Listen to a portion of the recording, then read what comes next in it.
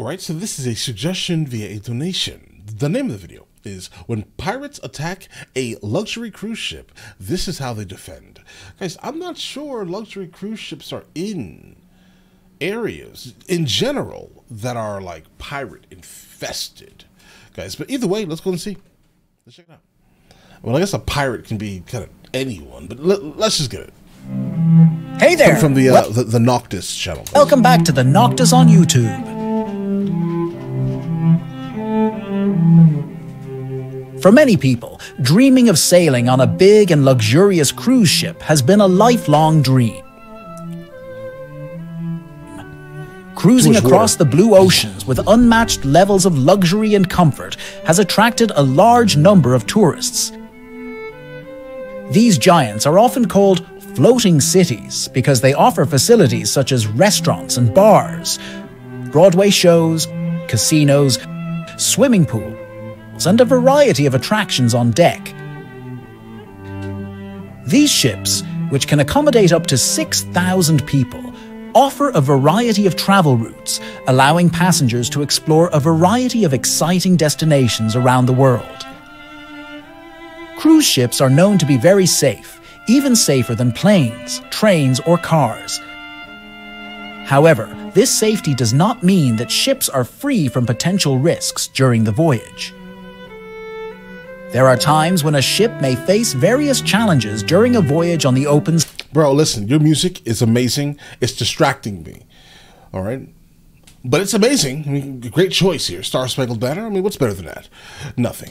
Let's get it. Including bad weather, navigational errors by the captain, and even the threat of pirates, which could turn a dream vacation into a nightmare.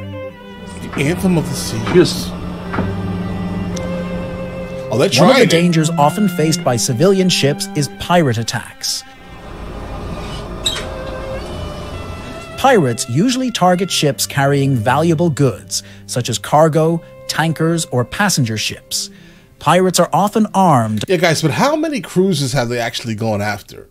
Right? I mean, I'm not sure that they're hanging out in the Gulf of Aden, guys. And are not afraid to use violence to achieve their goals.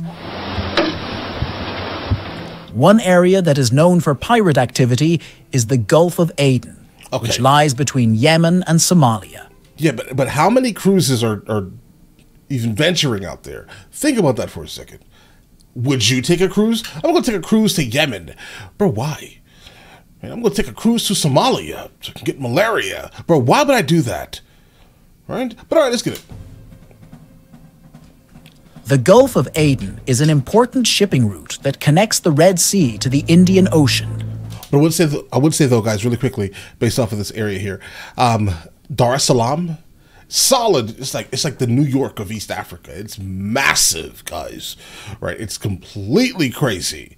But if you do go out there, check out Zanzibar. Zanzibar is absolutely stunning. The beaches are crazy on this side of the planet, guys. Aden is an important shipping route that connects the Red Sea to the Indian Ocean. Many cruise ships pass through this region en route to tourist destinations in Asia or Africa. Passing through the Gulf of Aden also means facing the danger of Somali pirates, who are known as one of the most brutal and active pirate groups in the world. I thought the ones in Malaysia were a little more hectic. According to the International Maritime Bureau, from 2008 to 2012, there were 149 cases of pirate attacks in the Gulf of Aden, with 179 ships hijacked and 3,741 crew members taken hostage. What happens if a cruise ship is attacked by pirates? How do cruise ships protect themselves and their passengers from this threat? And what are some real-world cases that have happened? Let's go. Give me a real-world case. The most famous case of piracy may be the Seabourn Spirit case in 2005, when it was crossing Somali waters. Two armed boats approached the Spirit about 160 kilometers from the Somali coast, firing shots. Passengers panicked and tried to find a safe place on the upper deck. Shortly thereafter, two pirate boats managed to overtake the Spirit and change its course. The ship's captain tried to evade them by creating waves to capsize the pirate boats. At one point, the cruise ship nearly collided with one of their boats. Some passengers managed to record the moment through the window, where... Yeah, I'm almost positive that if it collides with one of those small skiffs, there's not going to be too much of an issue, just to be honest. Like, specifically, if the pirates are so brazen to literally start shooting at the boat itself, putting holes in it. Just keep that in mind. That's what's happening. It looks like that's a AK-47 there, guys. I guess you're firing 7.62s through the... Yes, it's going through, guys. You're making holes in a boat. So I think it's completely fine if you accidentally on purpose, right, bump into one of their small skiffs. I think it's fine, in this instance at least. The only time it's okay for a boat to hit another boat would probably be just to get rid of them. Specifically if they're firing at your boat, right? Because you want that to stop immediately. Pirates were seen holding RPG and machine guns. Pirates RPGs fired 3 RPG rounds at the stern. Did it hit? Although there was a fire, fortunately the damage was relatively minor and 151 passengers were able to escape without injury. Both pirate boats eventually retreated after the ship's crew used a special sonic device to drive them away. Pirate attacks also happened to MSC Melody. On April 25, 2009, the MSC Melody cruise ship, carrying 991 crew and passengers, was attacked by 6 small boats operated by Somali pirates about 200 miles from Seychelles. The pirates tried to board the ship. Okay, yeah, guys, cruises are definitely going to the Seychelles, guys. That is a fact. But how did they get there in that boat across that crazy water, bro? Well, I mean, I get it. I mean, I think I read somewhere that they have like mother ships, like so, and the skiffs themselves are just going out, but they've been kind of brought out to the open ocean by mother ships. Using ropes and ladders, but were blocked by an Israeli security team hired by the cruise company. The security team fired on the pirates with guns and successfully repelled them. There were no fatalities in this incident, but some passengers suffered trauma from the attack. I can see that. Imagine. The response of cruise ships... You're just on like a vacation and then pirates try to take your ship. I mean, I get it. Trauma is in fact there. I can only imagine. To pirate attacks can vary depending on the situation and conditions.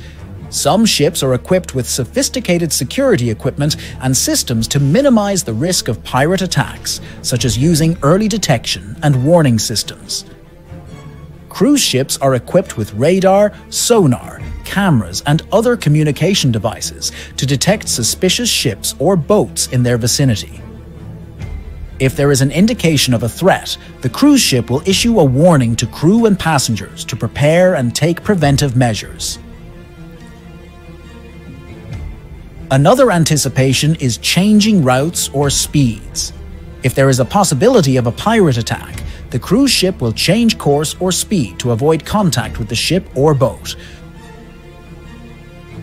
Cruise ships typically have higher speeds than pirate ships or boats, so they can stay out of their range. Currently, the latest approach in preventing piracy is by using a P-trap.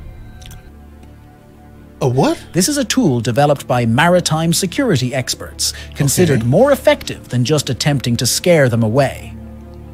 The P-trap utilizes a non-lethal passive mechanism designed to deter pirates from getting too close to the ship. It consists of 2 strong rods on both sides of the ship. I'm guessing these get caught in the propellers? Which pull a number of strong ropes behind them that can disable a pirate boat if caught. As an alternative, water cannons have long been used to repel pirates. I mean, that's unlimited ammo right there, guys. That may be the smartest one, to be honest. I'm sure the pressure that's being pushed throughout these cannons themselves would be enough to capsize a ship or a boat or a skiff, let's say, because it does look like more likely to be a skiff than anything else, guys, right? So I do think that, hey, listen, they have unlimited ammo, they can just keep going. Do that. That's probably the more lucrative one. That and the P-traps. A leading world firefighting company, This device can spray up to 5,110 liters of seawater per minute at a pressure of up to 175 psi. Enough to knock adults into the sea or even push pirate boats away from their original course. Right. These nozzles are made of stainless steel and can be Bro, you do not want that water touching you. I mean, I get it. I mean, listen, if you're really far away, then maybe it's not going to be as bad, obviously.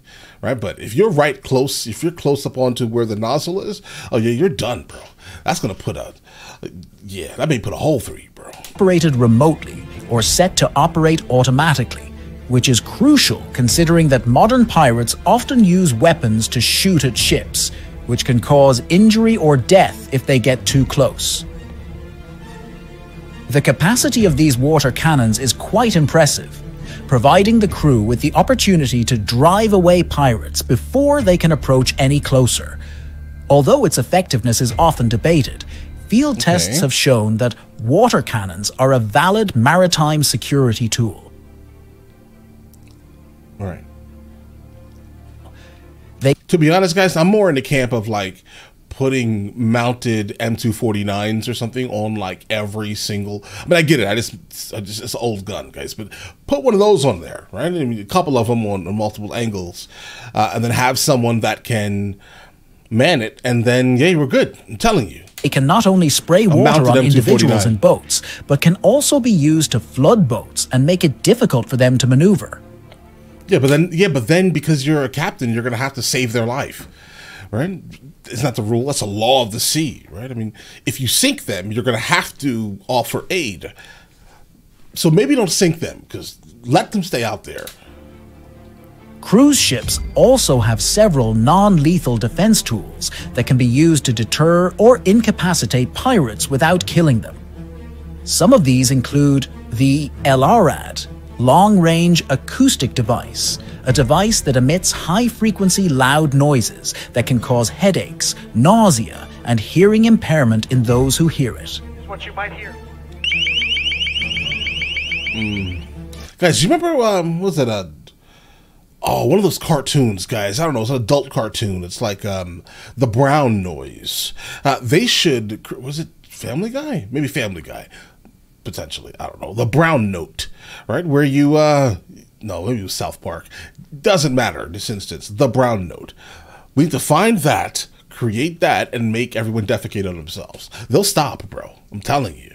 In addition, cruise ships take various preventive measures, such as avoiding areas known as high-risk zones, collaborating with authorities and other fleets crossing the area, and providing security training for the crew and passengers.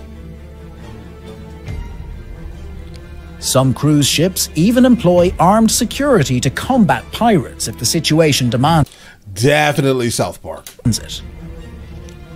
Armed security can be in the form of specialized security teams, hired by the cruise company or military personnel deployed by governments of countries involved in anti-piracy operations.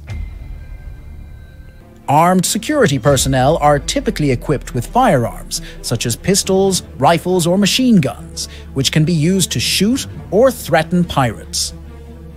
However, these measures are rarely implemented because most cruise ships tend to evade dangerous situations and prefer to rely on assistance from relevant authorities. In the context of pirate attacks, military security is considered a last resort and is generally only taken when no other options are possible. When an active duty warship receives information about a ship targeted by pirates, the ship's crew will immediately activate all security and defense systems, including the activation of armaments and electronic equipment to counter pirate attempts. Okay, guys, this is definitely Tom Hanks. I'm guessing there's a movie or something about this, guys. Help me out in the comments. What is this movie? This includes the US Navy, which utilizes various types of armaments to combat pirates, including weapons like class rifles and machine guns. Some warships are equipped with close-range weapon systems, such as the Phalanx system. Okay.